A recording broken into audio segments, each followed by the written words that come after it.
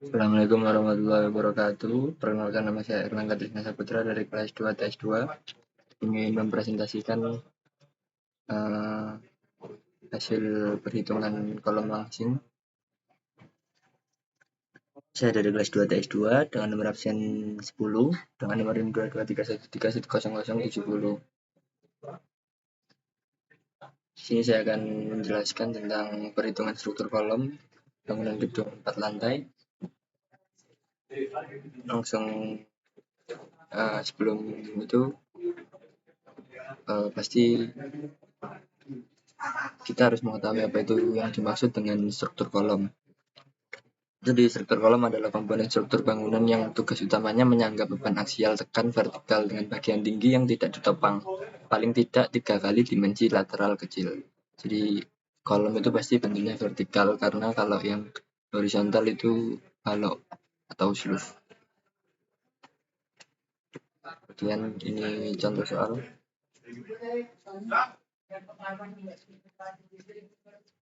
Saya mengambil contoh soal dari Google ya. Yaitu desainlah sebuah kolom interior persegi panjang pada lantai pertama dari gedung berlantai 4. Tinggi bersih lantai pertama 4,5 meter, sedangkan tinggi lantai lainnya adalah 4 meter. Asumsi D aksen sama dengan 75 mm. Kolom dianggap bagian dari portal bergoyang. Cek kekuatan kolom dengan menggunakan pendekatan Whitney dan menggunakan metode kesetimbangan perhitungan beban-beban yang bekerja pada kolom interior lantai pertama akibat beban gravitasi dan angin. Untuk FJ-nya menggunakan 25 MPa, FY-nya 350 MPa. Jadi asumsikan EI atau I balok yaitu 40.700 kN meter. Maka bahwa beban kolom eksterior adalah 2/3 dari kolom interior, sedangkan untuk kolom sudut dianggap memikul sepertiga beban kolom interior. Jadi langsung ke perhitungannya, yaitu beban per faktor dengan kombinasi. Ini merupakan data dari Google langsung, jadi hasilnya ada perhitungannya, tetapi ini saya langsung mengambil datanya. Jadi untuk beban mati ada perhitungannya sendiri, karena struktur bangunan tersebut pasti memiliki beban sendiri. Untuk beban mati itu biasanya ada dua, yaitu beban dari struktur tersebut sama beban dari luar. Untuk beban hidup ya seperti yang bergerak, yang berjalan, manusia, kemudian barang-barang yang bisa dipindahkan.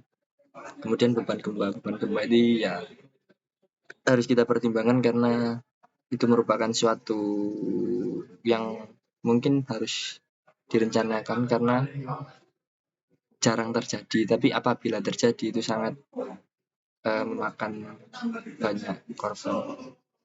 Jadi untuk kombinasinya saya menggunakan 5 kombinasi, yaitu 1/4 D, yang kedua 1,4 D, kemudian 1,2 D plus 1,6 L, kemudian nomor 3 1,2 D plus 0,5 L, yang nomor 4 1,2 D plus E, yang kelima 0,9 D min E. Jadi di sini saya sudah menghitung ini menggunakan Excel ya, momen-momennya. Jadi tinggal memasukkan aja dari data yang di atas, langsung dimasukkan ke rumus kombinasinya 1/4 D. Jadi beban aksialnya ini dikali dengan 1/4 yang beban D-nya aja, yang beban matinya aja. Begitupun seterusnya, tinggal memasukkan, kemudian datanya seperti ini. Kemudian dicari nilai yang paling besar dari PU. Nilai yang paling besar berada di kombinasi nomor 1, yaitu sebesar 5791,786 kN, sedangkan untuk momen ultimate-nya itu paling besar di M2 yang kombinasi 4, yaitu 451,2. Dari kombinasi tersebut dipilih nilai PU dan MU yang memungkinkan terjadi, yaitu yang paling besar tadi yang sudah saya warnai merah tadi, yaitu 451,2 dan PU-nya 5791,786. Sehingga besar eksentrisitas yang terjadi yaitu dengan rumus E sama dengan MU per PU. Jadi MU-nya dimasukkan per PU, hasilnya ketemu 0,077. Asumsi awal tadi B sama dengan H sama dengan 50 cm atau 500 mm. Di kolom tersebut pertamanya diasumsikan dengan ukuran 50 x 50 cm. Kemudian periksa syarat eksentrisitas minimum, yaitu E min sama dengan 15 plus 0,03 kali H. Kemudian langsung dimasukkan H-nya yaitu 500, maka ketemu 30 mili. Ternyata lebih kecil daripada yang diperhitungkan, jadi kita menggunakan itu bisa. Kemudian dilakukan desain awal penambang kolom dengan menggunakan interaksi B sama dengan H sama dengan 500 dengan gamma, yaitu H min 2D aksen per H. Untuk rumus gamma sendiri yaitu H min 2D aksen per H. Langsung masukkan saja hanya berapa, di aksennya tadi di soal udah ada 75, maka ketemu hasil 0,7 serta menggunakan nilai PU yang tadi sudah kita tentukan.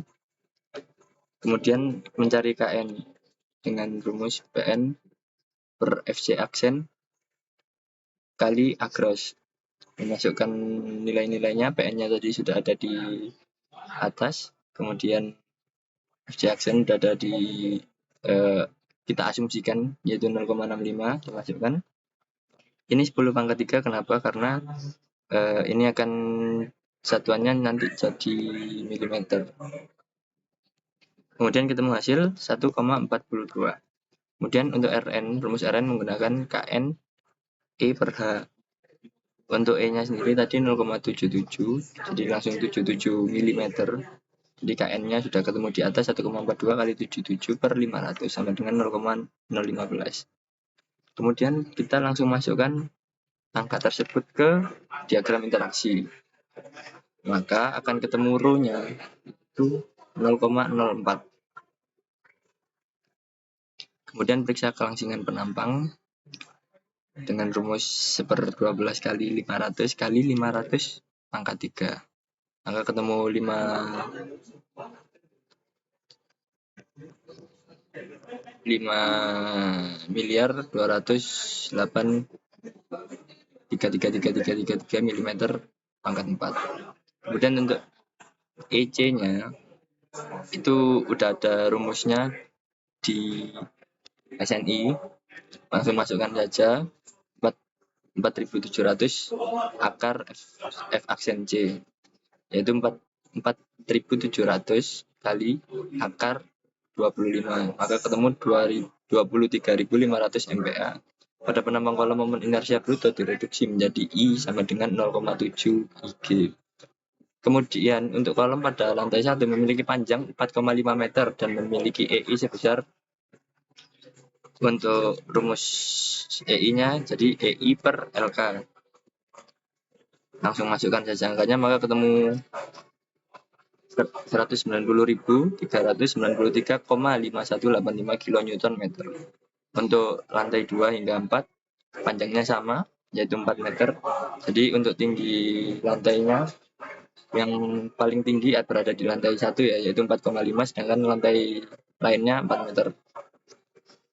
Masukkan rumus yang sama seperti lantai 1, maka ketemu hasil 21.419,27083 kN.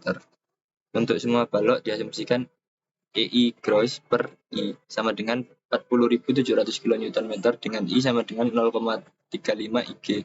Maka EI per LB sama dengan 0,35 kali 40.700. Maka ketemu hasil 14.245 kN. Ini menghitung faktor bahan ujung menggunakan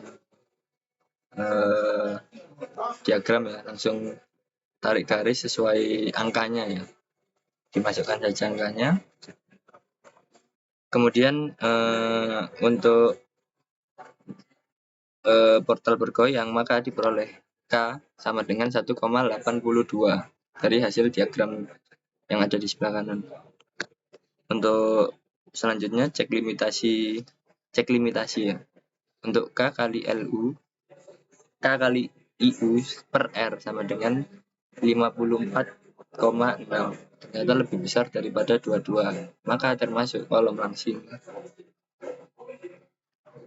Pada lantai pertama terdapat 20 buah kolom interior, kemudian 24 kolom eksterior dan 4 buah kolom sudut.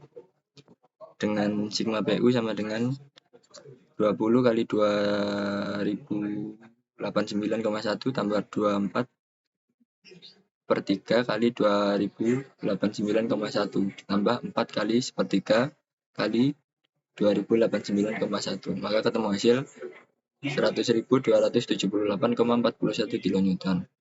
Sedangkan sigma PCR-nya 20 kali 144.544,10 ditambah 24 dikali 2 per 3 kali 1444,10 ditambah 4 kali sepertiga kali 1444,544,10, maka akan ketemu hasil 26938,117,2.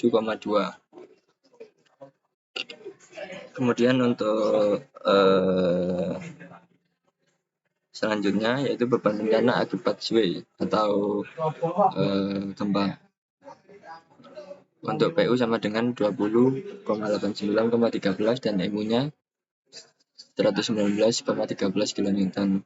Sehingga E-nya sama seperti tadi nyarinya MU per PU, maka ketemu hasil 0,095. Nilai tersebut lebih besar daripada E minimum yaitu 30 mm. Maka digunakan PU yang berada pada data. Kemudian ini untuk letak garis netral pada kondisi balance, yaitu ZB sama dengan 600 per 600 plus FY kali D. Langsung masukkan angkanya. FY-nya 350 dan D-nya 425, maka ketemu hasil 268,42.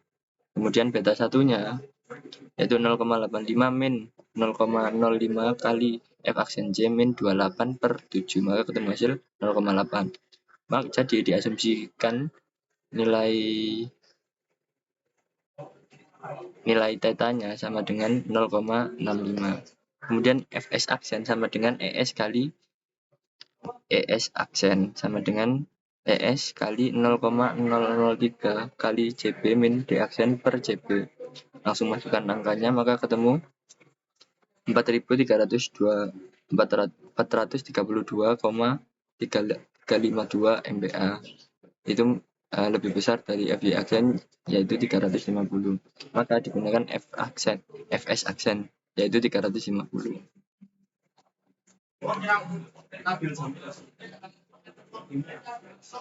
Kemudian ini untuk hitung kekuatan nominal PNP-nya, langsung masukkan rumus dan angkanya, maka ketemu hasil 1772,6. Kemudian untuk momen nominal pada kondisi balance MNP sesuai rumus pada buku atau SNI, langsung masukkan semua angkanya, kemudian ketemu hasil 511.595,8078 kN. Kemudian IB sama dengan MNP per PNP. Jadi hasil dari atas itu dibagi, maka ketemu hasil 288,604 meter. Kemudian E-nya sama dengan 80 mm lebih kecil dari EB, sama dengan 264. Maka itu merupakan penentuan tegan. Kemudian dari keseimbangan gaya, PN-nya CC plus CS min T dengan CC sesuai rumus langsung masukkan angka, ketemu hasil 14875A. Kemudian CS-nya masukkan rumus juga, maka ketemu hasil 999.242,2 Newton. Mengasumsikan bahwa itu merupakan tekan lulu. Kemudian T sama dengan AS kali FY sama dengan 11519,8 fps. Kemudian PN yaitu menggunakan persamaan 1,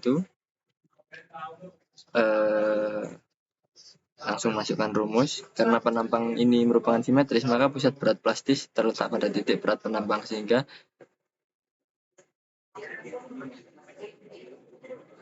D aksen sama dengan H-2D aksen per 2 sama dengan 500 min 2 kali 75 per 2, maka ketemu hasil 175 mm.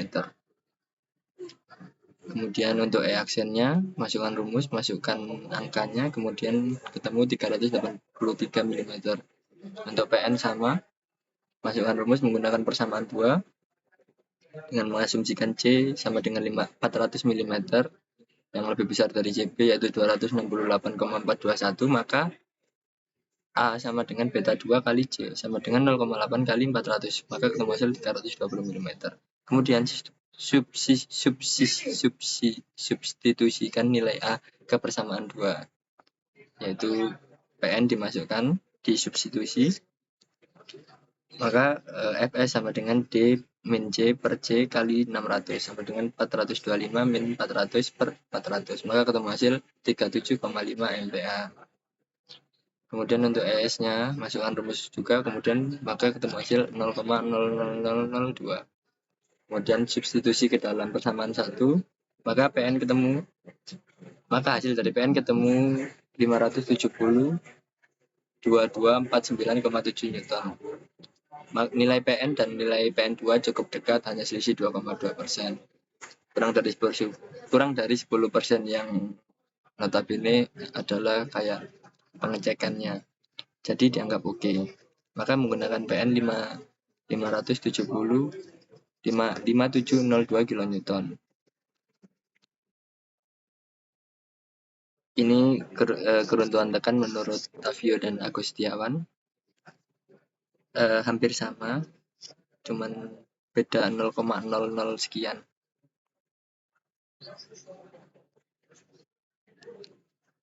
Jadi untuk dari perhitungan kesimpulannya, untuk pendekatan Whitney dan perhitungan menggunakan metode kesetimbangan hanya selisih 5%. Jadi rho PN-nya, theta PN-nya sama dengan 1288,809 kN lebih besar dari PU. Jadi tidak oke. Jadi theta PN ini harus lebih kecil dari PU. Untuk theta MN-nya ketemu hasil 122,846 yang lebih besar dari MU juga sebesar 199,13 kN, maka dianggap tidak oke. Sekian presentasi dari saya. Bila ada kesalahan mohon maaf. Wassalamualaikum warahmatullahi wabarakatuh.